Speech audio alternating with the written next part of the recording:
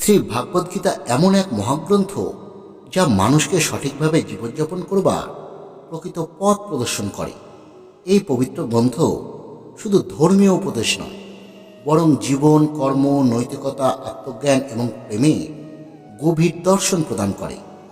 গীতার শিক্ষা কেবল মানব জীবনের মধ্যে সীমাবদ্ধ নয়, এটি মৃত্যুর পরের অস্তিত্বকেও আলোকিত করে থাকে। তাই গীতা এক সম্পূর্ণ জীবন দর্শন। যে ব্যক্তি এর শিক্ষাকে হৃদয়ে ধারণ করে, সে ধীরে ধীরে সর্বোত্তম মানুষে পরিণত হয়। গীতায় মোট 18টি অধ্যায় এবং 700 শ্লোক রয়েছে। সব শ্লোক পাঠ করা সবার পক্ষে সম্ভব নয়। তাই আজ আমরা গীতার শতাধিক গভীর ভাবনা এবং শিক্ষার সারমর্ম আপনাদের সামনে আলোচনা করব, যা মন এবং ভক্তি ভরে শুনলে গীতার প্রকৃত তাৎপর্য উপলব্ধি করা আপনার পক্ষে সম্ভব হবে। প্রতিদিন রাতে শোবার আগে এই চিন্তাগুলি স্মরণ করলে জীবনের নতুন আলোর সূচনা হবে। ভগবান শ্রীকৃষ্ণ বলেন, অন্ধকার যতই গভীর হোক, একটি প্রদীপই আলো ছড়াতে যথেষ্ট। তেমনি সত্য চিরকাল নিজের জ্যোতিতে উজ্জ্বল থাকে। তাই মানুষের কর্তব্য সত্যের পথ অনুসরণ করা। জন্ম যেমন নিশ্চিত, তেমনি মৃত্যুও অবধারিত। সৃষ্টির আদিকাল থেকে জন্ম এবং মৃত্যুর চক্র অবিরাম চলছে। মানুষ যেমন পুরনো বস্ত্র ত্যাগ করে নতুন বস্ত্র ধারণ করে, আত্মাও তেমনি জীর্ণ শরীর ছেড়ে নতুন শরীরে প্রবেশ করে। এই নিয়মকে উপলব্ধি করে নির্ভয়ে বর্তমানকে গ্রহণ করাই জ্ঞানীর লক্ষণ। জ্ঞানের অধিকারী ব্যক্তি না জীবনের জন্য অতিরিক্ত আনন্দে ভাসেন, না মৃত্যুকে নিয়ে শোক করেন, কারণ তিনি জানেন জীবন ও মৃত্যু একই ধারার দুই প্রান্ত। কর্মই মানুষের প্রধান ধর্ম। কেউ কর্ম ছাড়া এক মুহূর্তও থাকতে পারে না। তাই ফলের চিন্তা না করে নিজের কর্তব্য পালন করাই শ্রেষ্ঠ পথ। রাগ মানুষের বিবেক নষ্ট করে, ক্রোধ মনকে অস্থির করে এবং মানুষকে নিজের ক্ষতির দিকে ঠেলে দেয়। তাই আত্মসংযম শেখা অপরিহার্য। আজ যা তোমার, কাল তা অন্যের হবে। মানুষ শূন্য হাতে আসে এবং শূন্য হাতেই চলে যায়। তাই অহংকার অর্থহীন। মনের নিয়ন্ত্রণই জীবনের সবচেয়ে বড় সাধনা। মন বাতাসের মতো অস্থির। কামনা বাসনা মানুষকে বিভ্রান্ত করে। যে ব্যক্তি মনকে জয় করতে পারে, সে মোহ, লোভ এবং ভয়ের ঊর্ধ্বে উঠে যায়। আর যে মনকে নিয়ন্ত্রণ করতে পারে না, সেই মনই তার সবচেয়ে বড় শত্রু হয়ে ওঠে। অতিরিক্ত সন্দেহ মানুষের শান্তি নষ্ট করে এবং সম্পর্ক ভেঙে দেয়। বাহ্যিক সৌন্দর্য সাময়িক, কিন্তু চরিত্রের সৌন্দর্য হৃদয় জয় করে। অন্যের কাজ নিয়ে অযথা চিন্তা না করে নিজের জীবনকে সঠিক পথে পরিচালনা করাই প্রকৃত সুখের পথ। গীতা শেখায়, পরমাত্মা এবং নিজের আত্মা ছাড়া কেউ আমাদের প্রকৃত সত্য জানে না। ঈশ্বরে বিশ্বাসহীন ব্যক্তি কখনো স্থায়ী শান্তি লাভ করতে পারে না। মোহই সমস্ত দুঃখের মূল। অতীতের অনুশোচনা এবং ভবিষ্যতের উদ্বেগ ছেড়ে বর্তমানকে গ্রহণ করায় সত্যিকারের আনন্দ। যেখানে সম্মান নেই, সেখানে থাকা উচিত নয়। আত্মসম্মান জীবনের অন্যতম ভিত্তি।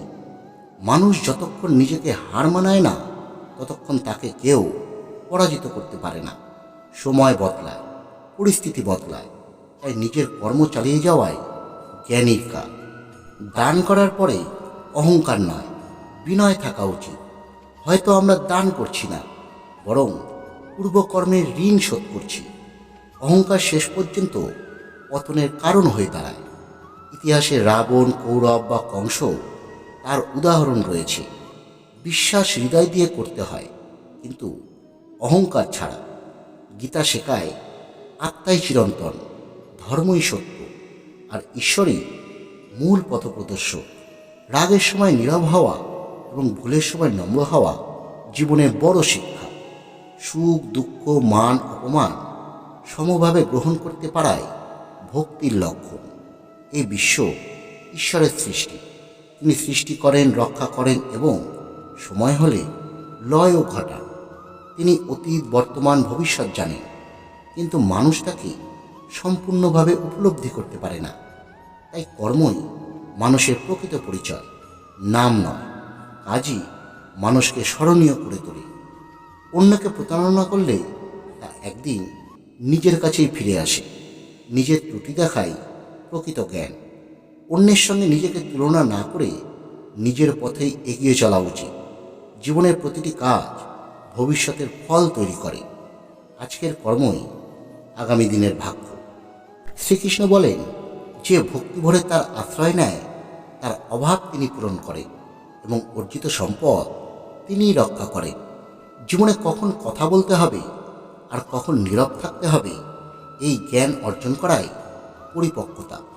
মানুষ দুঃখী হয় ঈশ্বরে বিশ্বাস না করার জন্য নয়, বরং ঈশ্বরের শিক্ষা অনুসরণ না করার জন্য। সঠিক সময়ে সব কিছু আসে, সময়ের আগে আকাঙ্ক্ষাই কষ্টের কারণ হয়ে দাঁড়ায়। মানুষের বিশ্বাসই তার চরিত্র গঠন করে। বাক্য সংযম অত্যন্ত গুরুত্বপূর্ণ, কারণ শব্দের আঘাত দীর্ঘস্থায়ী। ধর্মের জন্য সাহসী হওয়া এবং অন্যায়ের সামনে নীরব না থাকা গীতার শিক্ষা।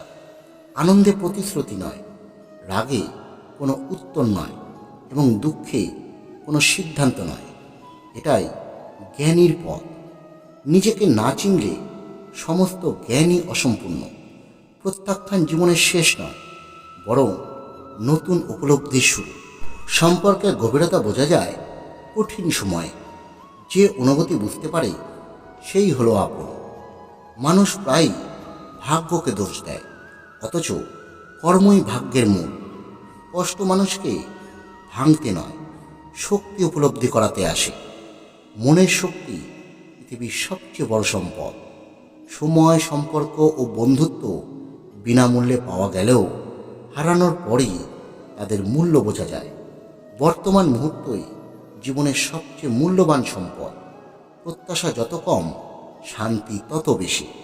ঈশ্বর সবসময় মানুষের জন্য উপযুক্ত জিনিসই দেন, যদিও তা সবসময় পছন্দসই নাও হতে পারে। মৃত্যুর মুহূর্তে যে ঈশ্বরকে স্মরণ করে সে মুক্তির পথে অগ্রসর হয়। সত্য শেষ পর্যন্ত প্রকাশিত হয়ই হয়। জীবনের যুদ্ধক্ষেত্রে কখনো নিজেকে কৃষ্ণ, কখনো অর্জুন হয়ে পথ চলতে হয়। ফলের আশা ছেড়ে কর্মে মন দিলে জীবনে সফল হয়। সেবা করো, কিন্তু প্রত্যাশা রেখো না। মূল্যায়ন মানুষের নয়, ঈশ্বরের হাতে। আত্মা জন্মায় না, আত্মা মরে না। শরীর পঞ্চতত্ত্বে গঠিত এবং একদিন প্রকৃতিতে তা মিলিয়ে যাবে, কিন্তু আত্মা অমর। দুঃখ মানুষের শক্তির পরীক্ষা নেয়। যা হয়েছে ভালো হয়েছে, যা হবে তাও ভালো হবে, এই বিশ্বাসেই শান্তি নিয়ে আসে। নিজেকে পরিবর্তন না করে পরিস্থিতিকে দোষ দিলে জীবন কঠিনই মনে হবে। সাহস হারালে মানুষ হারায়। জীবনের পথে অনেক সময় একাই হাঁটতে হয়, সেখানেই আত্মশক্তির জন্ম হয়।